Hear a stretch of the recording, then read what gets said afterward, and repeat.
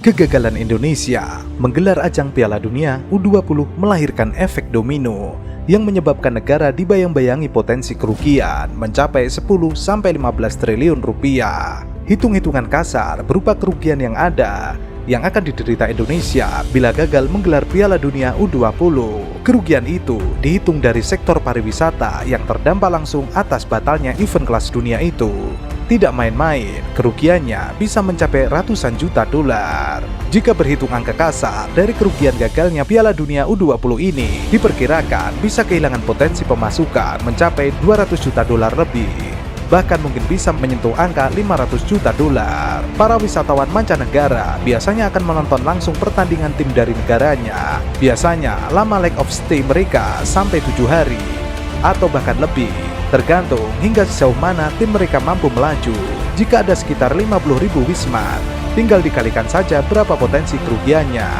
Seumpama rata-rata menginap sampai di atas 1 minggu, bahkan mungkin 14 hari, karena mereka mengikuti pertandingan dari tim-tim negara mereka. Kalau 14 hari, berarti dengan jumlah ribuan kamar yang tidak jadi diboking. Dengan leg of stay sepanjang itu, bisa dihitung berapa potensi kerugian Indonesia. Itu baru dari segi hotel. Belum lagi potensi kerugian dari sisi branding Indonesia di mata dunia, dan juga potensi investasi yang mungkin akan masuk setelah pagelaran Piala Dunia U20 sukses digelar. Potensi kerugian juga dirasakan oleh daerah-daerah yang ditunjuk menjadi venue Piala Dunia U20. Mereka akan kehilangan pendapatan dan pergerakan ekonomi yang cukup signifikan dengan batalnya event FIFA ini. Piala Dunia U20 ini diselenggarakan juga di daerah-daerah. Tentunya ketika batalnya kegiatan ini akan berdampak pada kehilangan potensi pendapatan daerah yang tadinya akan diraih oleh masing-masing daerah yang menjadi venue pertandingan. Jika kehilangan potensi dari pergerakan ekonomi yang disebabkan oleh hilangnya potensi penonton yang bisa mencapai 1,2 juta lebih selama pagelaran itu berlangsung. Ini berkaca dari perhelatan Piala Dunia U20 di Kolombia tahun 2011 yang memecahkan rekor penonton terbanyak mencapai 1,2 juta orang. Belum lagi biaya renovasi stadion yang telah dikeluarkan oleh pemerintah pusat. Mungkin kita dari ini sih soal apakah setuju jangan campur adukan politik dengan sepak bola. Karena itu juga argumen yang kerap kali disampaikan pada bagi orang-orang yang kemudian melihat ini urusan lapangan hijau, ini urusan sepak bola, politik jangan ikut campur. Kalau nggak salah slogan FIFA kan juga salah satunya itu ya, kick politics out of football. Gitu. Itu kan juga salah satu kampanye dan slogan FIFA yang selalu disampaikan gitu. Dan menurutku pertanyaannya dari statement itu adalah sejak kapan sepak bola itu steril dari politik? Football is always been political. FIFA telah mencabut status Indonesia sebagai tuan rumah Piala Dunia U20 tahun ini. Padahal, persiapan sudah dilakukan pemerintah sejak lama. Salah satunya, Kementerian Pekerjaan Umum dan Perumahan Rakyat yang mendapatkan mandat untuk merenovasi stadion. Sesuai dengan keputusan Presiden nomor 19 tahun 2020 dan Instruksi Presiden nomor 8 tahun 2020, Kementerian PUPR ditugaskan untuk melaksanakan renovasi 2 stadion utama, yakni Stadion Kapten Iwayan Dipta Gianyar Bali dan Stadion Manahan Solo serta 15 lapangan latihan di 5 provinsi, yakni Jawa Tengah, Bali, Jawa Timur, Jawa Barat, dan Sumatera Selatan. 15 lapangan latihan terdiri dari 3 lapangan di Palembang, yakni lapangan atletik, baseball, dan panahan di Cakabaring. 3 lapangan di Sumedang dan Bandung, yakni lapangan IPDN, Unpad, dan Sidolik. Lalu ada 4 lapangan di Solo, Jawa Tengah, yakni lapangan Sriwedari, Banyuanyar, Sriwaru, dan Kota Barat.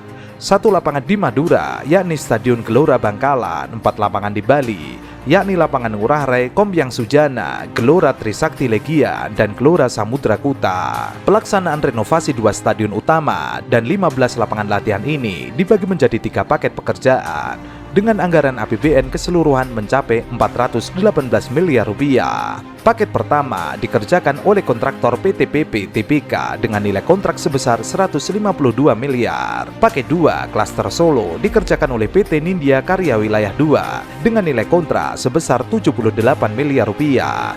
Dan paket ketiga klaster gabungan Bandung, Bangkalan, dan Palembang dikerjakan oleh PT Nindya Karya Wilayah 2 dengan nilai kontrak sebesar 83 miliar rupiah. Pekerjaan konstruksi dari paket-paket tersebut dimulai sejak penandatanganan kontrak antara Kementerian PUPR melalui Ditjen Cipta Kerja dengan kontraktor pelaksana pada 6 November 2020 silam. Pada awal Februari 2023, Menteri PUPR Basuki Hadi Mulyono mengatakan persiapan renovasi stadion untuk Piala Dunia U20 sudah selesai direvitalisasi dan siap digunakan. Kemudian, FIFA membuat pernyataan mencabut status Indonesia sebagai tuan rumah Piala Dunia U20. Hal itu diputuskan usai pertemuan Presiden FIFA, Gianni Infantino, dan Ketua Umum PSSI Erick Thohir di Doha, Qatar.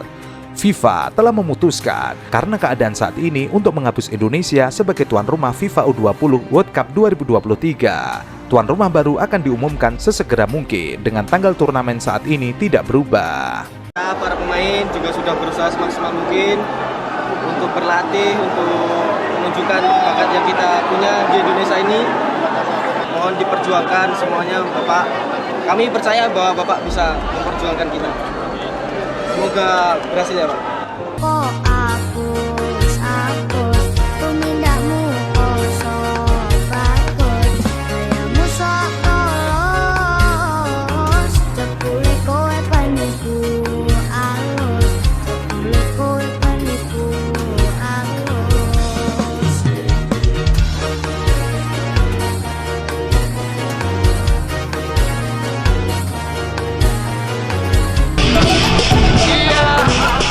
Ganjar Pranowo memberikan tanggapan soal pembatalan drawing Piala Dunia U20 2023. Sebelumnya, Gubernur Jawa Tengah tersebut menolak kedatangan timnas Israel di Indonesia. Usai dibatalkan, ia mengaku mempercayakan semuanya kepada pemerintah pusat dan PSSI.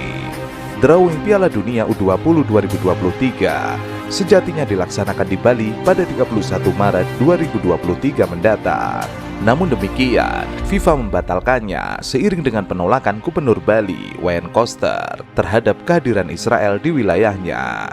Ganjar pun juga ikut menentang kedatangan timnas Israel U20. Ia pun memberi jawaban singkat mengenai pembatalan drawing Piala Dunia U20 2023 yang berpotensi menyebabkan turnamen batal digelar di Indonesia. Ganjar tidak menyangkal soal penolakan terhadap timnas Israel U20, termasuk dari beberapa kalangan masyarakat. Sebelumnya, Ganjar Pranowo telah menyampaikan pernyataan tertulis. Ia berharap agar timnas Israel U20 tidak ikut tampil di Piala Dunia U20 2023. Ganjar mencatut komitmen Bung Karno yang terus mendukung kemerdekaan Palestina.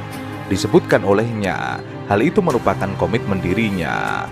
Semua tahu bagaimana komitmen Bung Karno terhadap Palestina, baik yang disuarakan dalam konferensi Asia Afrika Gerakan Non-Blok dan maupun dalam konferensi of the New Emergency Force. Jadi, PDIP ikut amanat Soekarno. I am the son of a people or a nation which has suffered from colonialism for 3 centuries and a half. It's not a short time, 350 years about. Now, look here. Our experiences were not very agreeable. I said in the United Nations several years ago that imperialism is not yet dead, it is only dying. Sementara itu, Wali Kota Solo Gibran Rakabuming Raka mengkritik sikap sejumlah kepala daerah yang mempermasalahkan keikutsertaan timnas Israel di Piala Dunia 2020. Hal tersebut menyindir Wayan Koster dan juga Ganjar Pranowo. Padahal menurut Gibran, para kepala daerah sudah menandatangani government guarantee menjadi tuan rumah Piala Dunia U20. Selain itu, Gibran mengatakan bahwa sebelumnya setiap kepala daerah yang menjadi tuan rumah gelaran tersebut sudah menandatangani government guarantee Gibran menegaskan pihaknya berkomitmen karena telah terpilih sebagai salah satu daerah yang akan digunakan sebagai venue dan direncanakan sebagai final. Ditanya apakah penolakan timnas tersebut salah satu bentuk pelanggaran apa yang sudah ditandatangani, Gibran menyebutkan untuk mengartikan sendiri. Netizen lalu membandingkan bagaimana seumpama yang menolak adalah Anies Baswedan. Pasti hujatan serta cacian tidak akan berhenti sampai 1 tahun. Lalu bagaimana sikap Anies Baswedan terhadap Palestina? Ini soal kemanusiaan, ini soal kemanusiaan, dan peristiwa yang terjadi kemarin adalah peristiwa ancaman pada umat manusia yang bisa terjadi pada siapapun, apalagi anak-anak di Palestina, sebagaimana anak-anak kita di sini. Mereka punya masa depan dan kita ingin punya juga kesadaran yang sama. Kita doakan, kita beruntung di Indonesia akan merayakan Idul Fitri dalam suasana yang aman damai. Kita doakan semoga saudara-saudara kita di sana, khususnya anak-anak di sana, bisa merayakan juga Idul Fitri dalam suasana yang tenang, damai, dan insya Allah, seperti kata Bung Karno, sebelum bangsa Palestina memperoleh kemerdekaannya, maka bangsa Indonesia akan terus menentang penjajahan di tanah Palestina.